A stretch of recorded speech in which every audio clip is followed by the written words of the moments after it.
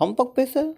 No more. At Spring Library, we explain every topic in simple way. Join the learning family and score high every day. In this problem, two pellets shot from pellet guns at the edge of a cliff, and one is shot straight up with a velocity of 30 meters per second, and one is shot straight down with an initial velocity of 30 meters per second. So how do we differentiate these? First, we'll call this pellet 1, and the V initial for pellet 1 is going up, so we'll give that a positive sign. And V initial for pellet 2 is going down, so we'll give it a negative.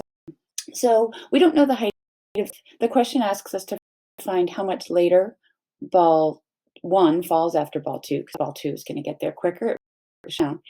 So what's that time difference? We don't know the height of the cliff, but what we do know from symmetry is that ball 1 is going to, and on its way up, it's going to go down to a speed, it's going to decrease in speed to 0 at the top, and then it will increase in speed, and as much as that decreased on the way up, it's going to increase on the way down. So its speed right here will be 30 meters per second down. So it will be the exact same velocity as the second pellet.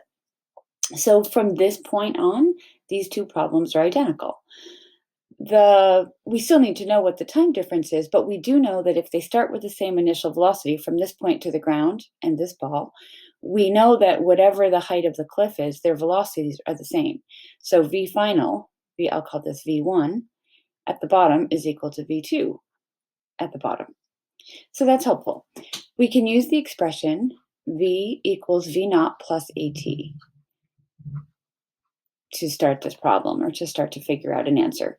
We know that for ball 1, V at the bottom is positive 30 meters per second plus negative 9.8 meters per second squared times T1, where T1 is the total time it takes pellet 1 to go from the cliff to the top back to the ground. And pellet 2, we have V2 is equal to negative 30 meters per second plus negative 9.8 meters per second squared times T2. And we could take advantage of the fact that these two are equal. So I'll start with V1, 30 meters per second. I can just put my negative out here now, negative 9.8 meters per second squared times T1 equals negative 30 meters per second minus 9.8 meters per second squared times T2. So let's combine what we can. We can add 30 meters to both sides to get rid of this. So this becomes 60 meters per second. And then I'm going to just move everything with a T onto the right-hand side. So this one, when I move it over there, becomes positive 9.8 meters per second squared T1 minus 9.8 meters per second squared times T2. So what we're looking for is the difference between T1 and T1 is longer.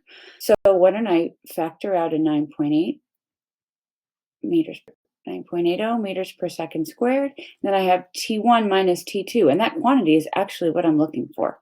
That is my time interval between the two.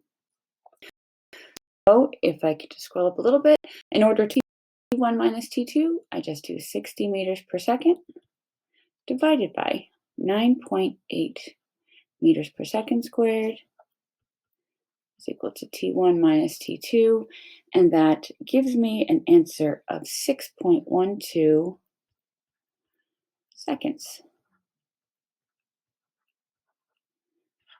And we've solved it.